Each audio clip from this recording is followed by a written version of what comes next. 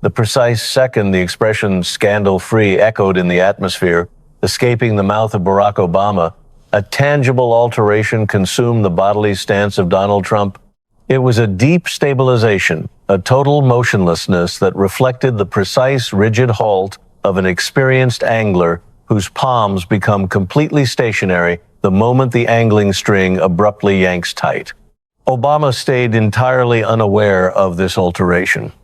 He was staring forward at the assembled audience, projecting the phrase precisely the manner he had projected it on hundreds of previous instances. He talked with the friendly, total conviction of a person who has never single-handedly been shown incorrect inside a space packed with recording broadcast cameras. However, he had merely executed the most catastrophic misjudgment of his life after the presidency, largely because the person positioned a mere 6 feet to his flank had dedicated 4 whole months expecting exactly those 2 words, and concealed within the ordinary manila portfolio sitting on his seat was a picture fated to turn scandal-free into the most expensive statement Barack Obama would ever speak.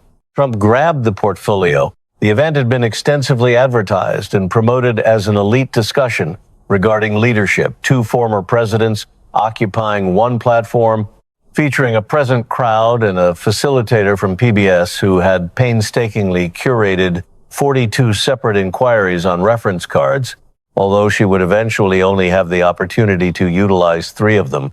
The structure was intentionally crafted to be courteous and respectful, incorporating cozy lounge chairs instead of inflexible argumentation stands, emphasizing sustained eye contact above hostile antagonism. It was precisely the kind of respectable assembly that becomes praised within newspaper columns, shared eagerly on career networking platforms such as LinkedIn, and attended by people who informally utter the phrase substantive discourse without any trace of sarcasm.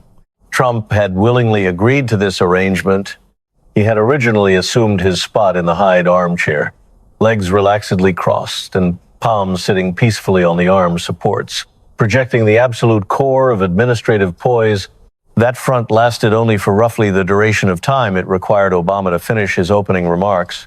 Those statements were elegantly pronounced and flawlessly symmetrical, heavily utilizing elevated phrases such as the work of democracy, our shared responsibility, and the better angels of our nature.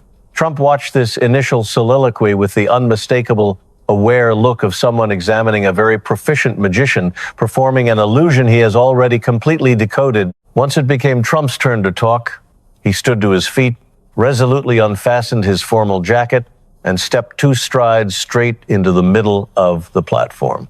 He walked away from his seat, away from the pre-planned structure, and well away from the courteous dialogue regarding leadership that the presenter had devoted 6 whole weeks to arranging, which was presently on the brink of transforming into a completely disparate exhibition. I desire to commence by presenting a commendation, because I am able to be nice, extremely nice. People are mostly oblivious of that characteristic within me. They presume instead that I am merely cruel.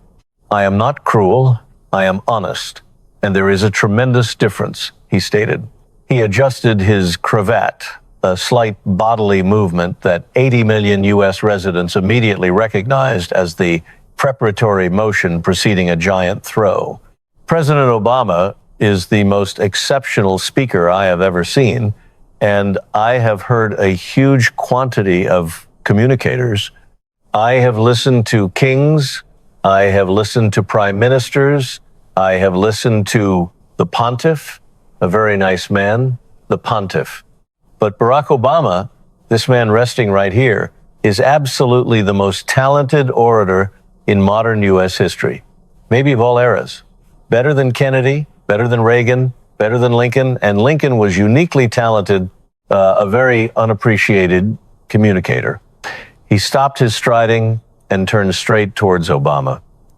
Obama's smile stayed completely whole, welcoming, patient, and friendly. It was the look of a person elegantly taking compliments he is thoroughly used to getting and knows precisely how to carry. The problem, and it is a huge problem, a tremendously, very massive issue, is that almost everything he just said was totally concocted.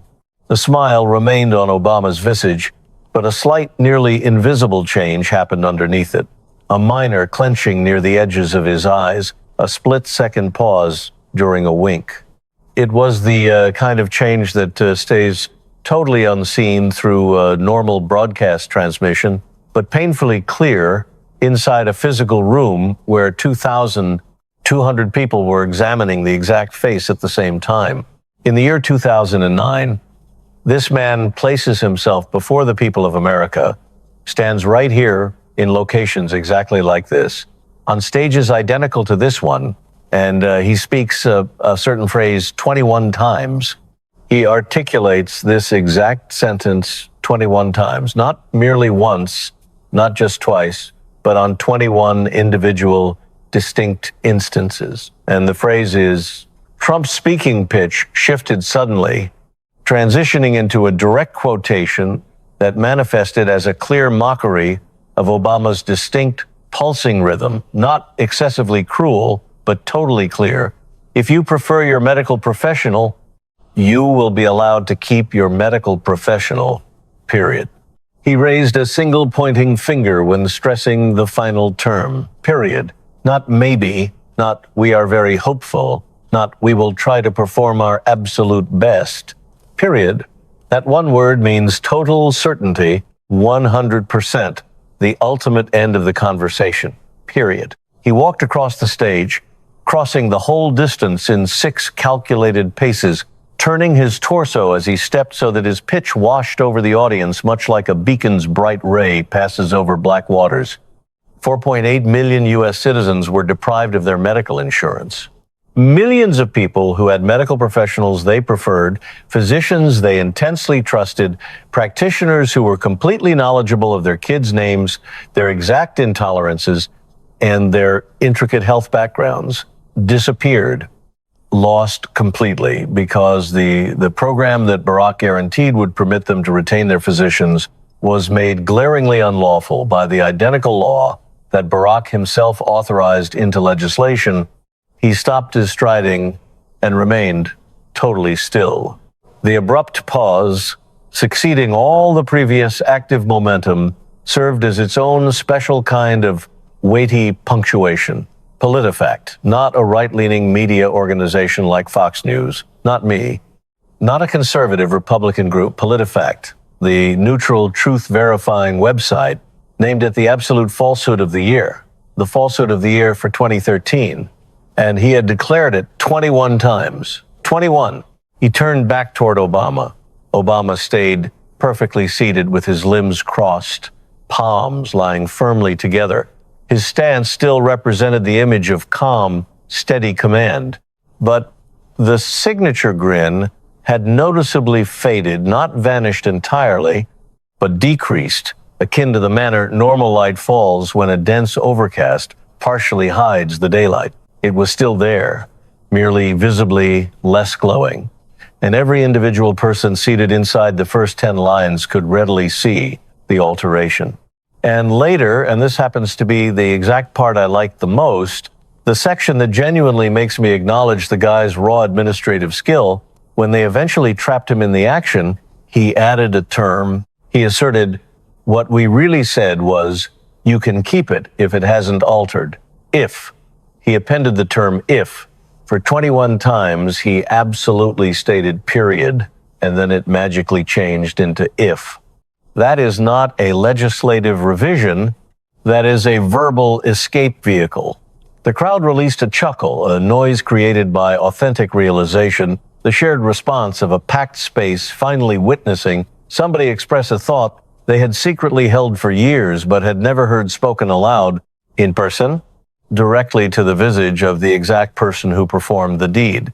In my selected industry business property, premium resorts, gorgeous tall structures, when you assure a patron something 21 times and it proves to be completely untrue, there is a certain lawful term for that. The term is deception.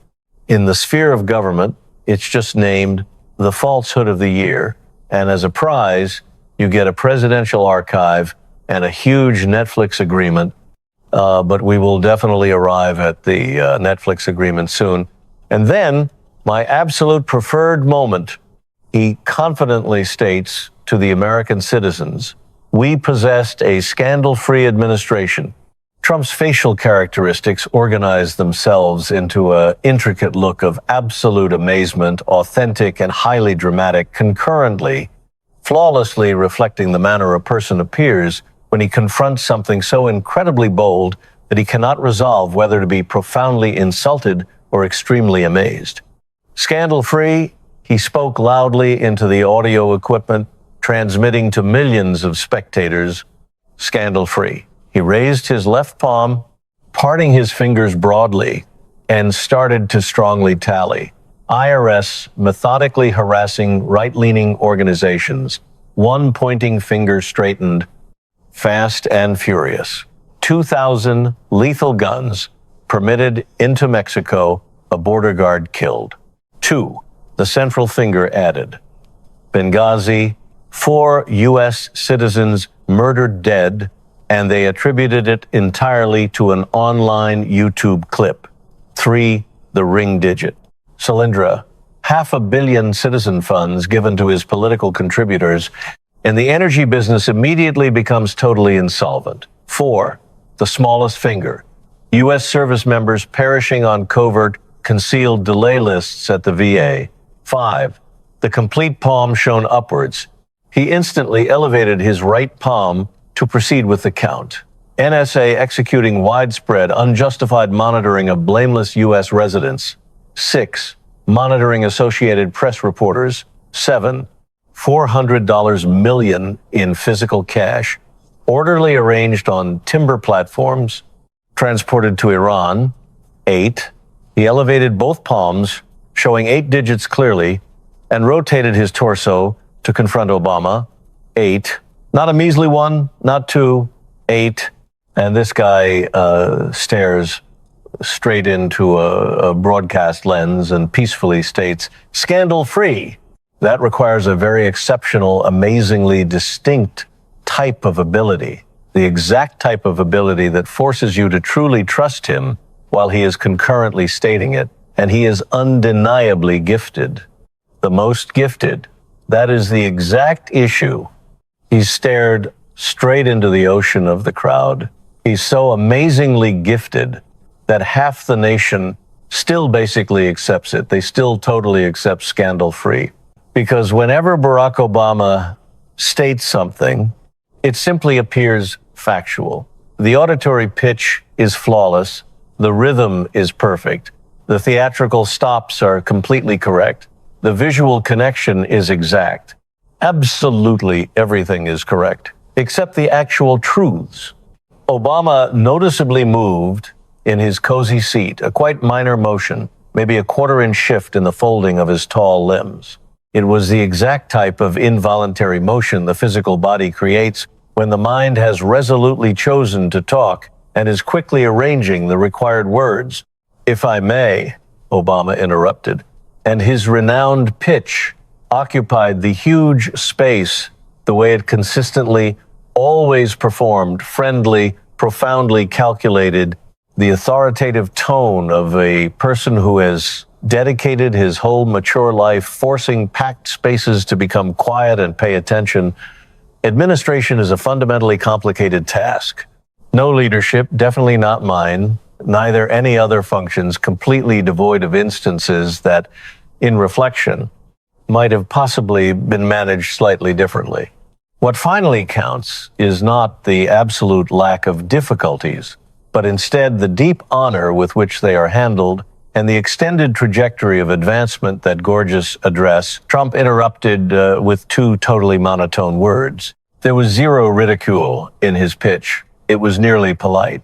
But 4.8 million normal individuals lost their selected physician, and the ideological trajectory definitely didn't assist them. The whole space became quiet. It was not the quietness of being totally shocked. It was the sharp, charged silence of observing 2 heavyweight fighters engaged in the identical arena, completely comprehending that one of them had just delivered a destructive series that the other's complex dodging could not possibly escape. Because the spoken sequence was not directed at the torso or the skull, It was mercilessly directed at the single specific entity Obama's protective dodging had never been created to shield, the massive void between what he beautifully expressed and what actually happened in truth. Obama's palms unclasped from their idle state, then rapidly reclasped. The bodily action was minuscule, but the thick optics of the recording devices captured it. And the recording devices captured it mainly because the press's cameras had been closely observing his graceful palms for 11 years, and his palms had never once shifted without a calculated public intent. And this exact action had completely no intent, aside from the anxious urge to merely shift. Trump stepped back toward his seat, not to rest back down inside it, but instead to grab the simple manila folder that had been lying completely disregarded on the hide cushion since the very start of the night's gathering. It was totally ordinary, the precise sort of standard folder that might simply hold a printed address, a legislative update, or a basic note from a regional voter. It contained none of those basic items. He tore open the folder's cover and extracted a picture. It was an 8x10 photograph produced on premium shiny picture stock, the exact sort of thick photograph you obtain from a commercial camera studio when you urgently need the recorded picture to be flawlessly clear from across a massive space. "This is an image," he confidently declared. "I need absolutely everybody in this space to clearly view it." He raised the shiny picture up in the space, rotating his torso slowly in a full 360-degree spin, purposefully displaying the plain picture to every single portion of the huge crowd, akin to the manner a proud, fresh parent displays a new baby to a reception area crowded with eager family members. However, the item sitting in his palms was definitely not an infant. It was a distinct, indisputable photograph of a harsh timber freight platform piled perilously tall with dense money blocks of Swiss francs and European bills, securely plastic wrapped in dense commercial polymer and positioned in organized, structured lines. The platform was resting on the cement ground of what clearly looked to be a dim storage facility or the huge freight area of an airplane. This perfectly here is $400 million in sheer currency. Currency, not a digital funds move, not a bank's draft, not a complex government bond. Freezing, solid currency, unverifiable overseas money piled tall on timber platforms, placed secretly onto an entirely unbranded freight aircraft and transported straight to Tehran, Iran. He raised the visual proof even taller. The globe's absolute biggest nation backer of worldwide extremism. And we privately transmitted them $400 million in wrapped currency on timber platforms on a totally unbranded aircraft in the quiet core of the evening. He fiercely pivoted to confront Obama. Identical date. 4 U.S. residents kept as captives were inexplicably freed. The huge surge of currency touches down in Tehran. The captives instantly depart out of Tehran. Identical date, identical runway concrete, identical exact exchange. Obama tilted slightly forward in his chair, assuming the typical stance of a leader who is readying to aggressively fix the documented facts, who possesses a completely practiced reply readied, who has endured through this exact series of inquiries previously. The Iran financial agreement was a totally lawful conclusion of a decades-long. It was $400 million in sheer currency on timber platforms on a completely unbranded aircraft. Trump vociferously restated the exact phrasing, employing the identical stress, the identical strong noise, the identical driving beat, because Donald Trump fundamentally realized something profound concerning mortal communication that Obama's premium group of speech drafters never realized. Reiteration does not magically dilute a statement. Reiteration is the whole statement. The absolute initial time you perceive the statement $400 million on platforms, you rationally analyze the basic data.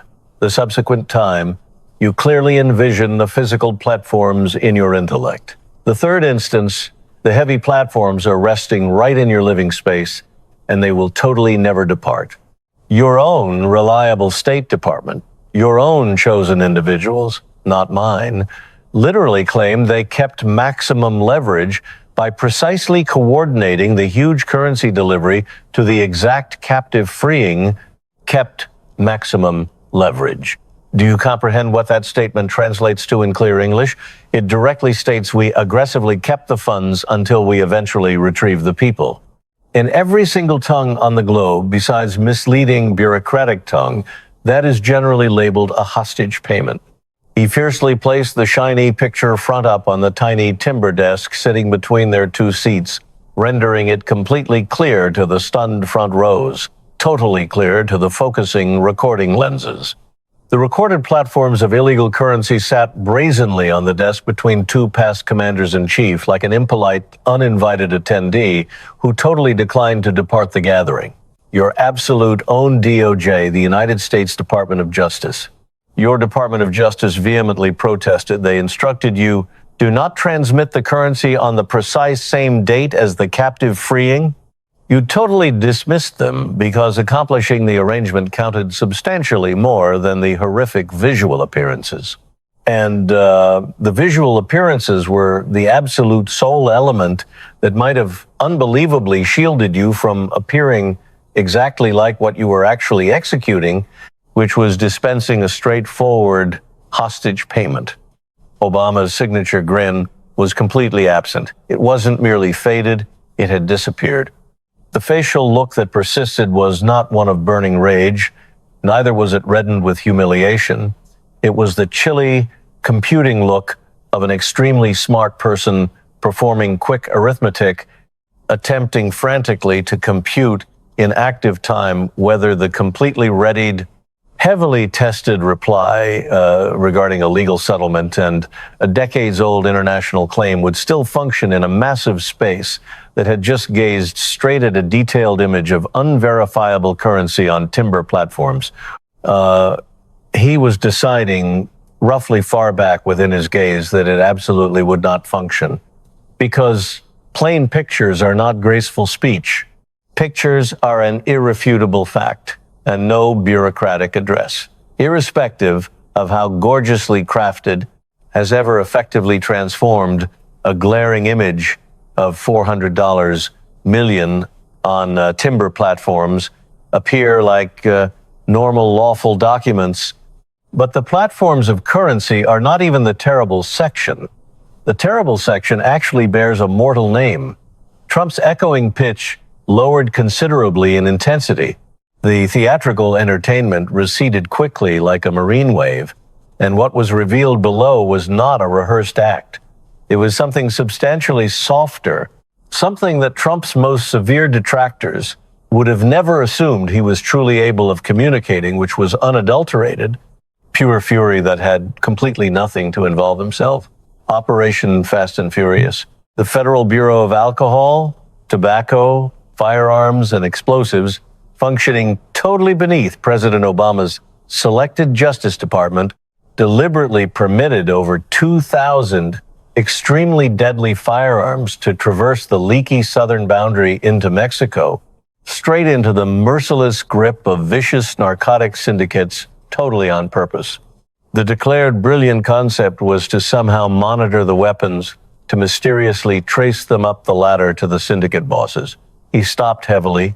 They misplaced them. 2,000 high-powered guns lost in Mexico, resting with cartels. They completely lost track of the very guns that were explicitly supposed to be tracked. That was the entire stated purpose of the reckless operation tracking, and they failed miserably to do it. He was not striding or shifting his palms currently. He was standing completely stationary, commanding the middle platform, with both palms lying even at his flanks. It was a bodily stance the present crowd had not seen from Trump at any moment this evening. The total lack of large movement, the complete lack of theatrical showmanship, the stark physical communication of a person who has eventually reached the bleakest section of the narrative that needs absolutely no embellishment.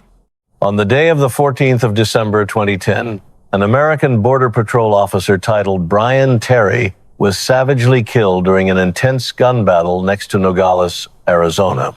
Two of the exact deadly firearms discarded at the violent location were Fast and Furious firearms that the United States National Authority intentionally placed into the grip of the precise wrongdoers who killed a courageous U.S. law implementation official. The massive space was completely quiet. It was the asphyxiating quietness of 2,200 people gradually digesting a terrible phrase that closely connects the terms government, guns, and killed in a terrifying arrangement that does not permit for any comfortable ideological translation. Brian Terry's mourning relatives urgently requested for genuine truths. The United States Congress requested genuine truths. Your Attorney General, Eric Holder, flatly declined to surrender the crucial files. Congress strongly held him in defiance. Bipartisan defiance, even the Democrats selected it as well. And President Barack Obama straightforwardly used broad administrative secrecy to forever stop the inquiry.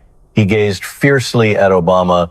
69 blameless individuals were massacred by those exact firearms, conforming to the formal files ultimately secured by Judicial Watch. 69 individuals comprising Brian Terry. He stopped again. And still you brag that you possessed a totally scandal-free administration. Obama did not verbally react. His palms were currently resting on the thick sides of the chair, but they were no further peacefully clasped or resting. They were strongly holding the hide. The extended digits were curled securely around the forward borders of the sides, copying the precise manner a frightened traveler holds the sides of a flight seat amidst extreme bumpiness, not because they idiotically assume the firm hold will truly rescue them from plummeting, but simply because the shaking palms urgently require something firm to grasp onto. Your IRS, your totally militarized Internal Revenue Service, methodically targeted and annoyed right-leaning civic organizations, Tea Party entities, community organizations bearing the term patriot in their lawful title, entities with the term liberty in their name. They violently flagged them, hopelessly stalled them, and exposed them to a severe amount of harsh inspection that left-leaning organizations totally did not undergo. Richard Nixon solely fantasized of executing something resembling this. He intensely desired to militarize the strong IRS against his private legislative foes, but he could not truly execute it. You accomplished it. And when the crooked plan finally was discovered, Lois Lerner, the exact female totally directing the mission, fearfully invoked the Fifth Amendment, flatly declined to reply to a single pertinent inquiry, and quickly stepped down with a huge, complete federal retirement funded for completely by the exact citizens she had mercilessly persecuted. He stretched downward and grasped the shiny picture from the tiny desk, holding it raised once more, not to display the crowd this instance, but exactly for the broadcast recording devices, for the lasting historical documentation, for the 40 million U.S. citizens who would gaze at this exact picture on their illuminated device, displays the next dawn over espresso. Huge currency on timber platforms transported to Iran, thousands of firearms given to Mexican syndicates, the IRS blatantly targeting blameless residents. And still you proudly state a scandal-free administration. He laid the picture back onto the desk, strolled carefully towards his seat, but refrained from sitting. He rested right next to it, resting one palm forcefully on the rear support, staring downward at Obama with the precise look a person employs when inspecting a residence he previously highly respected, directly prior to he eventually spotted the massive degrading fractures in the base. Gorgeous, stirring addresses, Barack. Every individual, one of them. Undoubtedly the most gorgeous lyrical addresses in the entirety of U.S. background. But concealing beneath every single address, hiding behind every beautifully created phrase, there were continually platforms. I desire to transition and discuss capital, not the nation's capital, because that has completely vanished. We already discussed that. Your private capital, Trump strolled slowly back towards the middle platform. The huge crowd visibly shifted, displaying the shared, nearly unnoticeable forward tilt of 2,200 individuals who have been closely observing a vicious fighting contest for 20 continuous minutes and can profoundly perceive that the violent concluding round is about to commence. Barack Obama victoriously arrived at the White House formally in 2009, possessing a combined wealth total of roughly $1.3 million. That is a highly pleasant, very admirable sum, totally standard for an accomplished attorney and a printed writer, a top-selling writer. It was a decent publication. I will happily award him that respect. $1.3 million creates total rational meaning. He elevated a single palm. He formally departed his position 8 years, subsequently unexpectedly valued at $20 million. Then, nearly instantly, he finalized a huge publishing contract, $65 million from Penguin Random House. $65 million for one individual publication. That is not a normal publishing agreement that is claiming the actual sweepstakes.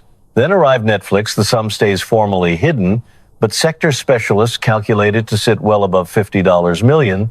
Then arrived the profitable orator fees, $400,000 for one single address, not an annual paycheck, $400,000 each address.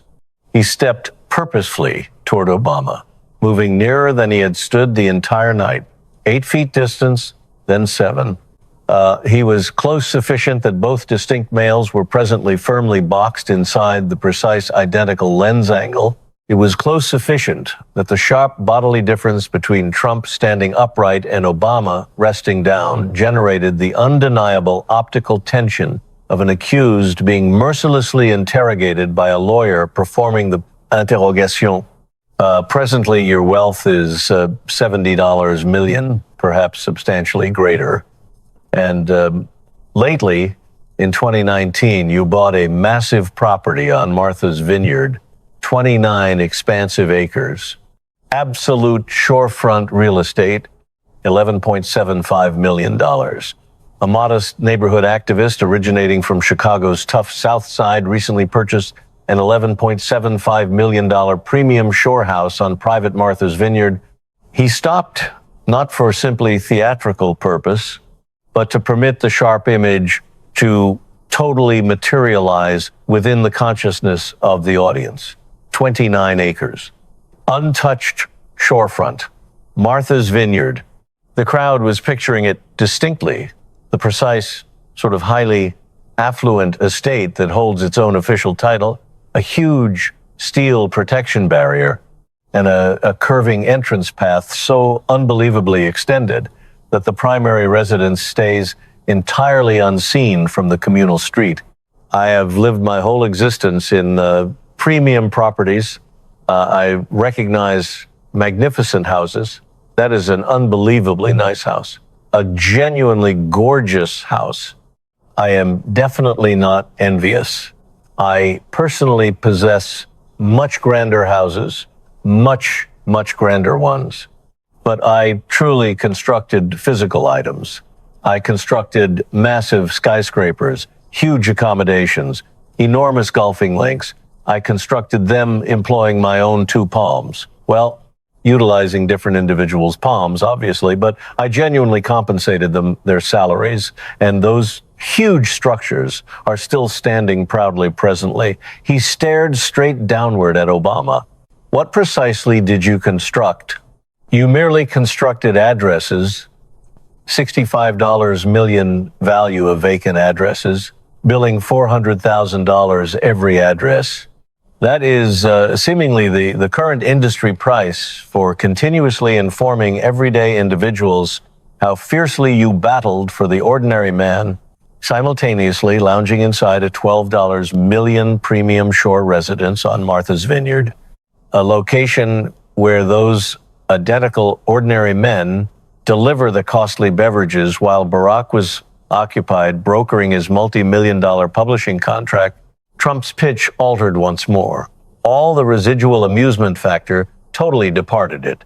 What persisted was the grim, bleak pitch he had earlier utilized when mentioning Brian Terry, visibly deeper, substantially slower, and exactly directed. 40 noble service members perished pointlessly while frantically waiting for essential healthcare assistance at the Phoenix VA.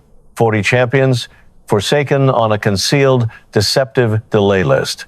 A delay list that was deliberately concealed, purposefully concealed from federal auditors, concealed from national supervision, concealed from the terrified, mourning relatives who were frantically telephoning the clinic operator, pleading to discover why their agonizing parent, or their ill spouse, or their perishing child had not been evaluated by a physician yet.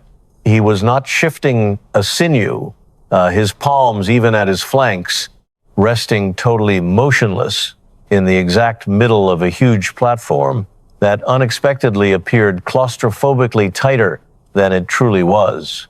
40 courageous males and females who honorably donned the attire of the United States of America. Patriots who assisted their nation, who lived and returned back, who frantically visited the VA center pleading for assistance, and conversely perished while powerlessly anticipating an illusionary clinical booking on a deceptive list. A list expressly created to seem reduced than it truly was. Purely so, the administrative data would appear improved in a formal document, permitting somebody lounging cozily in a Washington cubicle to scan it and declare everything appears fine. An $11.75 million shore residence. 40 deceased U.S. service members. Totally scandal-free. He leisurely stepped back towards his seat, softly rested one palm on the curved rear support, and glared fiercely at Obama, at the shocked guy resting in the hide seat, the guy whose palms were currently stiffly gripping the arm supports, whose renowned grin had totally failed to reappear, whose relaxedly crossed limbs had uncrossed at some uncertain point amidst the destructive platform soliloquy, and had definitively not folded back since. Here is my ultimate inquiry. The absolute single inquiry that genuinely counts tonight. His echoing pitch was remarkably silent presently. It was not a theatrical, performed murmur, just a terrifyingly silent pitch. It was the precise manner a mortal pitch resonates when the individual talking has stopped yelling everything loud and is finally prepared to state the final catastrophic reality at the exact silent intensity it genuinely merits. You assured 4.8 million everyday citizens that they could securely retain their familiar physicians, and they totally could not. You covertly transmitted $400 million in untraceable currency, piled tall on timber platforms, to the planet's absolute biggest nation backer of worldwide extremism. You carelessly permitted 2,000 lethal firearms to stroll unimpeded into Mexico, and a courageous Boundary Patrol official drained to death with your own administration's firearms stuck in his torso. You allowed the IRS to methodically persecute and ruin U.S. residents purely for harboring distinct ideological convictions. 40 armed forces service members perished agonizingly on a concealed, deceptive delay list whilst you served as their absolute highest-ranking leader. And right succeeding all of that, you procured a $12 million premium shore property, gladly authorized a $65 million corporate publishing agreement, and boldly informed everybody in the universe that you possessed an absolutely scandal-free administration. A dense, asphyxiating pause elapsed in the space. You are undeniably the most exceptional public orator presently living. I truly mean that truth. Maybe the most exceptional orator who has ever existed. But you finally utilized every individual gorgeous term you owned, every theatrical stop, every rhythmic cadence, and every delightful grin to meticulously fabricate a huge descriptive tale that simply was not factual. And the invented tale functioned flawlessly for 8 continuous years. It functioned amazingly for obtaining the huge publishing agreement. It functioned flawlessly for the profitable Netflix agreement. It functioned to purchase the premium Shore residence. The gorgeous tale functioned. He stretched downward and grasped the shiny picture one ultimate occasion. He held it directed low near his flank, not arrogantly high in the space, grasped informally at his flank, reflecting the precise manner an exhausted corporate worker carries a manila document they have concluded scanning but are compelled to continue holding. But that gorgeous tale totally ceases functioning tonight.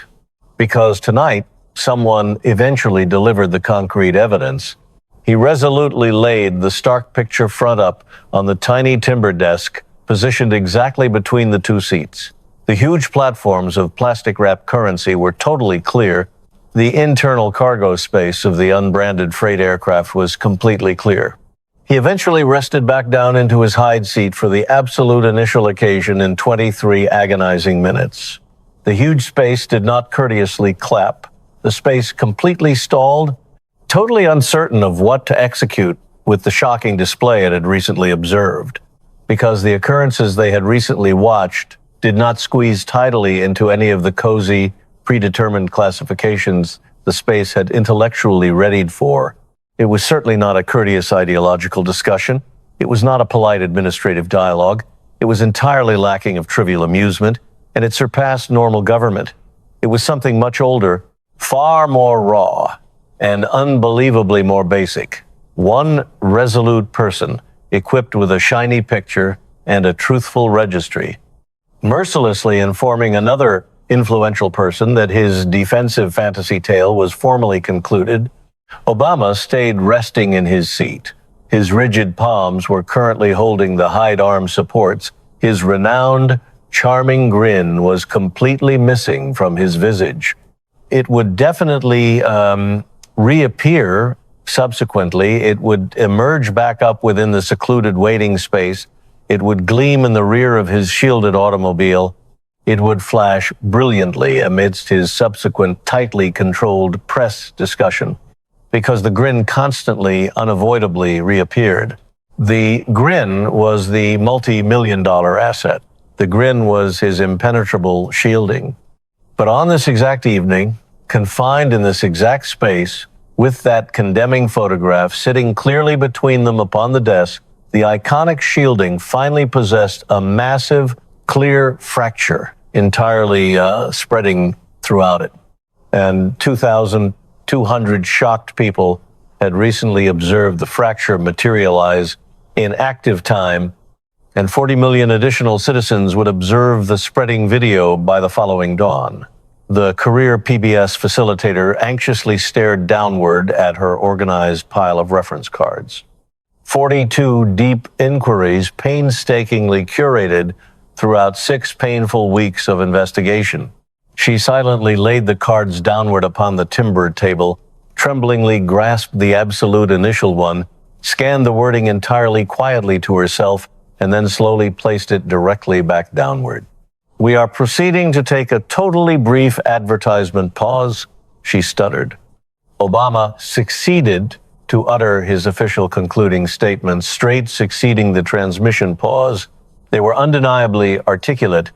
3 gorgeous minutes of elevating terminology that drifted elegantly throughout the huge space, like an orchestra, flawlessly mentioning elevated subjects of human perseverance, the massive democratic endeavor, and the crucial duty we essentially hold to one another and to the ultimate reality.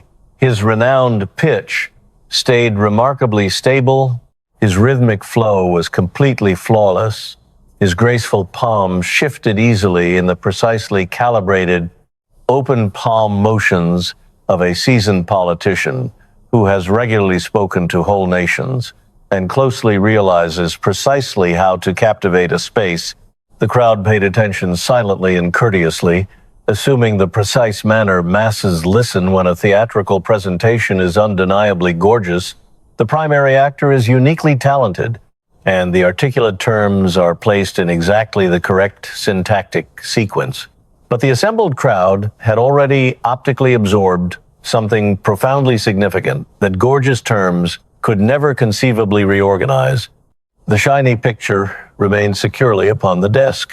The piled currency platforms were blindingly clear. $400 million does not simply vanish. Inside 24 hours, it became the most circulated electronic picture countrywide. It commanded cable broadcasts, saturated digital networking, and consumed the primary pages of 3 nationwide journals. The spreading image needed zero explanation. The stark picture itself was the entire communication. Overnight, beautiful speech metamorphosed into societal abbreviation, signifying, "I perceive you, but decline to trust you." The phrase showed up on thousands of garments within 48 hours. One rebellious pupil elevated the picture on a presentation placard amidst a university class regarding post-fact ideology. The educator stopped, gazed emptily, and moved to the subsequent presentation graphic without remark.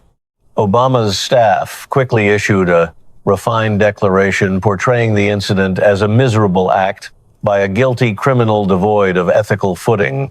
The declaration was truthfully correct, but discussed absolutely zero of the catastrophic statistics. It overlooked the $400 million, 4.8 million medical cancellations, lost firearms, and 40 perished service members. It assailed the conveyor because directly confronting the horrifying communication needed answering evidence. Zero answering evidence existed to negate a picture of untraceable currency. Inside 1 week, Obama's approval score fell by 4 units. Although a fairly small fall, it represents the horrifying statistic that profoundly counts to business organizations whose enterprise heavily relies on the immaculate brand. The brand held a fracture, and structural fractures unavoidably expand. The expression "scandal-free" suddenly showed up enclosed in mocking punctuation marks across highly esteemed broadcast reviews. 1 month subsequently, Donald Trump referenced Obama solely once during a Michigan gathering. Maneuvering a commerce tangent, Trump grinned. "How exactly is the Fresh Shore residence, Barack?" The huge mass erupted with chuckles. Concurrently, resting alone within a humble residence in Sandy Nogales, Arizona, Josephine Terry rested silently. Her broadcast screen was powered down and heavy drapes securely pulled. An encased picture displaying a youthful male donning a neat Border Patrol attire rested on the shelf. His identity was Brian, her cherished child, formerly designated emblem T-489. He was savagely murdered on the 14th of December 2010 amidst a chaotic gun battle deep within Peak Canyon. A deadly projectile shot from a firearm the National Authority inexplicably placed straight into vicious wrongdoer's grip knocked him over. A committed journalist telephoned her. He loyally telephoned whenever a Washington leader spoke her deceased child's identity, which occurred almost never. That dense quietness pained the mourning parent substantially more than the terrible narrative itself. That forced ideological quiet had ruthlessly continued 15 agonizing years. Then, preceding evening, a divisive person vociferously declared her child's precise identity, transmitting to 40 million attentive individuals. He strongly declared the identity straight to the visage of the influential person operating as commander-in-chief the date Brian was murdered. He fiercely spoke it the precise manner a resolute person declares an identity when the identity itself is the catastrophic core. Josephine found the spreading, recording, and initiated playback. She observed closely as a tall person donning a deep navy jacket uttered the phrases, "Border Patrol Agent Brian Terry." He spoke in a severe, firm pitch that did not synthetically weaken for artificial emotion. The pitch genuinely executed raw fury justly directed at protecting her deceased child. She observed the segment twice and stared straight at the encased picture. It displayed Brian grinning, the pure grin of a youthful male who profoundly trusts the nation he proudly protects, would never deliberately equip the precise individuals arriving to murder him. "They finally spoke your identity, child," she murmured. She powered the broadcast screen down. The brutal boundary was merely 40 minutes distance, and the ravine where Brian perished was still residing there. The absent authority firearms still flowed downward in Mexico. The huge platforms of untraceable currency still rested safely in Iran, and the graceful addresses were undeniably gorgeous to hear. But at minimum, somebody had finally spoken his identity loudly. It was definitely not real fairness. Genuine fairness signified a national inquiry not ideologically stalled. Authentic fairness signified delivering internal files not purposefully concealed. Real fairness signified possessing an attorney general not lawfully kept in defiance, and a leader who actively decided not to utilize broad administrative secrecy purely to secure the reality within a safe. This theatrical broadcast instance was completely not real fairness. But it was an identity, finally spoken loudly, inside a huge space where the catastrophic reality could merely not be ignored.